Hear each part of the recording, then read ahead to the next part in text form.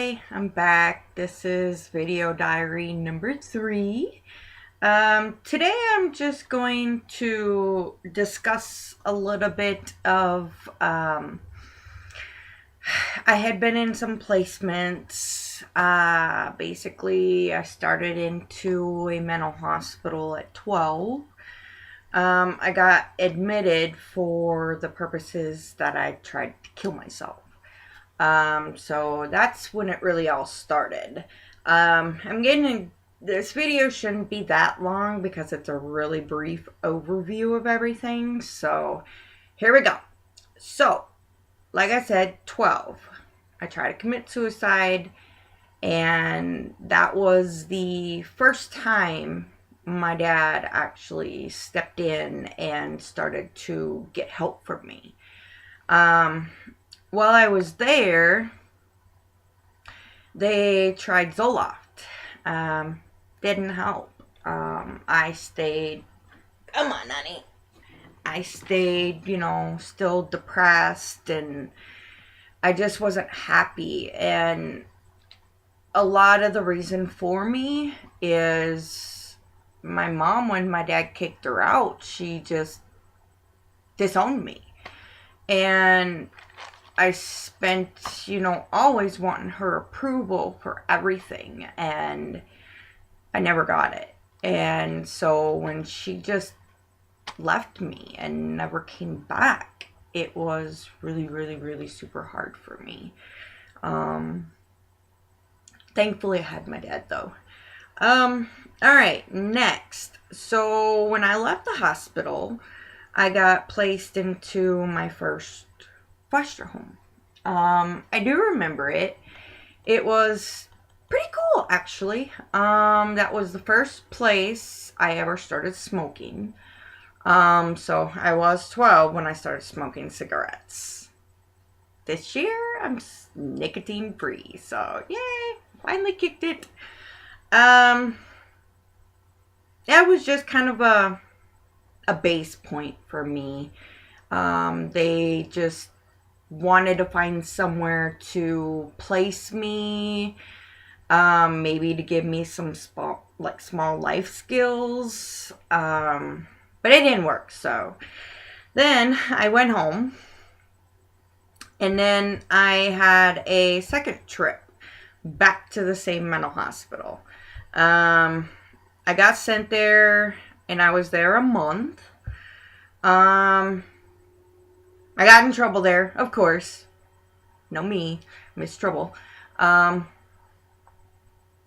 was known for trouble. I did a lot of stealing. However, I did have people that were in my life that taught me a lot of lessons. So I was actually pretty decent at 16. But this was prior to 16. So then they sent me to a second foster home. I remember it quite well. That's where I learned a lot of my cleaning skills because that's something that we did there daily. However, I stayed messy, but I still utilize those same skills to this day because I only know one way to clean, and that is very thorough. So, yes, today I even make my bed every day. Pretty crazy. I never used to make my bed. And you know what? Honestly, until about 6 months ago, I never made my bed. But now I have to every day. And clean my room every day. So everything's got to be perfect in one spot. It's just totally too cool. So I ended up there for about 6 months. All the girls basically were on bunk beds in rooms in the basement. And the lady that ran the home, she had an intercom system in it, and that's how we knew where, when, and what to do. She never came down there. She was an older lady. She did end up getting shut down, and that's why I had to leave.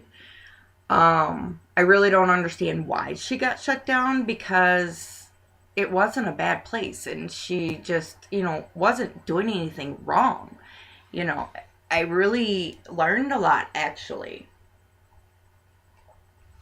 Sorry, I have cotton mouth from my medicines. Okay, so from there, I went back home. And then altogether, it was about like 14 different placements, but these are the ones I remember. All the other ones, I really don't remember. Speaking of that, I do remember one. It was a shelter, and it was for young girls. And I had a really super, super bad anger problem, like I've said. I got mad, and the only thing I remember about this place is I kicked out a 5-pane window. It was on their front door, and I had combat boots. I loved combat boots, so that's what I lived in. And yeah, so I kicked all the way through it, and if I wouldn't have moved my foot as quick as I did, I would have lost my foot. And at that point, I conned another girl to go on the run with me. So then I was considered a runaway again. We got about 2 miles, and we were walking the highway, and I happened to turn and look at her because she was saying something, and I noticed a cop pulling up behind us with the lights on. So there was like this hill right next to me, and it went super, super down, and I was gone. Serious, I was gone. Out of there. And I got down at the end of the hill, and I look up, and she's standing there talking to the cop. So, like an idiot, I go back up there, and I get sent back. So, I remember that one. The one place I went to called St. Croix Girls Camp, they also had a boys camp. It was literally out in the middle of nowhere, in the forest. Hey, honey. Here's honey. I was pretty bad there. There's things called ricks, and what it is basically you have a certain amount of wood that you have to saw off of a log and place in a certain area, and that completes one rick. I was there 90 days. I did 99 of them. And I held count. And a lot of it was in 0 below weather. Yes, I would be out there every day, all day long, just cutting ricks. Here we go. Chopping the wood, everything. So, yeah, that was... I was pretty muscular when I came home. Nobody really wanted to mess with me because I did have an anger problem, and then I had the muscles to back it up, but I lost that now. So we basically had to, at the end of the program, we went to North Dakota, South Dakota, I don't know which ones, but it was the Badlands, and we had like 7 days out there, and we did like 52 miles in that 7 days. I had a blast. I got to admit, I did have a blast. That part was fun. Got into a couple scary situations with the buffalo. Yeah, I ran for the tent. They all come herding after us. We were having group, and they come around the corner and come running, so we were gone. But on our way back, I had done something, and my punishment was I was not going to be able to eat McDonald's. And what I got offered was 2 granola bars. And I didn't like that. So, once again, I went off. And it scared them so bad. They called the cops. And I went back to the same mental hospital I was at in the first place. So, typically after the Badlands program, they also had trained you to do a 3-day solo out in the woods. I tried to get back there to do it, but I'm really super thankful I didn't do it because I think that would have freaked me out. I don't think that would have really been good. They did not offer me back for graduation ceremony, which, fine. So I stayed at home for a while, and then the one last place I do remember, it's called the Gilfillan Center. I was there, I want to say 8 months to a year. And keep in mind, out of all these programs, I never graduated any of them. I got kicked out. Not wanted back because I was that much trouble. I was really, really mentally disturbed. I am kind of hot-headed, but I have calmed down throughout the years. The one thing I cannot tolerate is somebody doing something to hurt me, because I have been treated so bad by so many people and misunderstood. You know, with all my issues that I've had, nobody understood me. They didn't know me. They didn't, I could say basically my sister and my dad, and now my stepmom, love her to pieces. Those three are the only ones that know me. The real me. And they know how I work, what makes me tick, and they cared enough to look at that. So I get along just fine with them. But back to the Gilfillan Center. I did graduate that program, and that was the last program I ever went to. However, that did not change how I treated my dad. We had kind of a lingo that most people were really appalled by. We would cuss at each other and call each other cuss words. It was just like a natural thing. That's kind of how I grew up. But yeah, I graduated that program. And it was my last, and I was okay after that. I was ready to get out in the real world.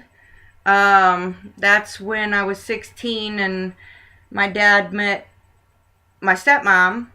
They got together. Well, I got kicked out of the house, needless to say, and then that starts my next saga. But, yeah, it was time for me to go out in the real world, and I did, and tried, and failed. And once again, my mom was at the hand of that, too. So, yeah. We'll get into that in the next video. But, yeah, basically, when I was 12 and I went to my first mental hospital, basically I told them, I said, look, I'm going to change when I want to. You aren't going to change me. I am who I am for as long as I want to be. And that is the way it was. I, kind of knew that I was a different child, but honestly, I do believe if I would have had a mother that actually cared about me and did not do the things she did to me, yes, I would have still had my certain problems. I mentioned before, I have ADD and ADHD. And I, am diagnosed with a mood disorder. Outside of that, a lot of it was my mom. She damaged my brain so much. She just had me thinking so many wrong things. I was so confused, and, it was just up until last year that I actually started to see that. Now I'm thankful. I have a new life. I'm doing super good. I'm on the right medications.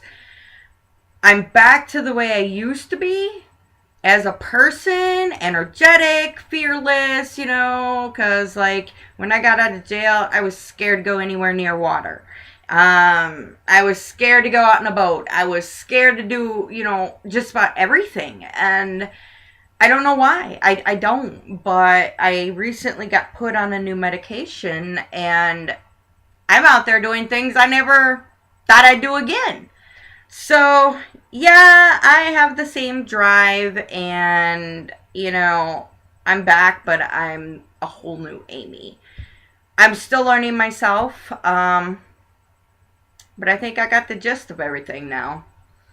Alright, so, well, that's my video for this one. That's just the next chapter of my life.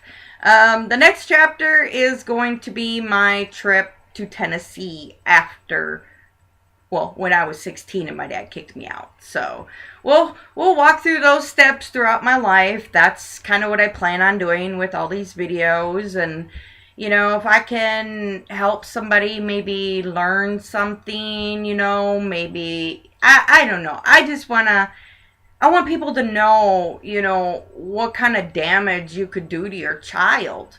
And, how your children follow in your footsteps. You may never ever realize it, but they really do. And, I saw myself do so many things that my mom done. And I'm like, growing up, I said, I'm never going to be like that. Oh, yeah, I can see it. But I'm nothing like that now. So, well, ciao. See you later.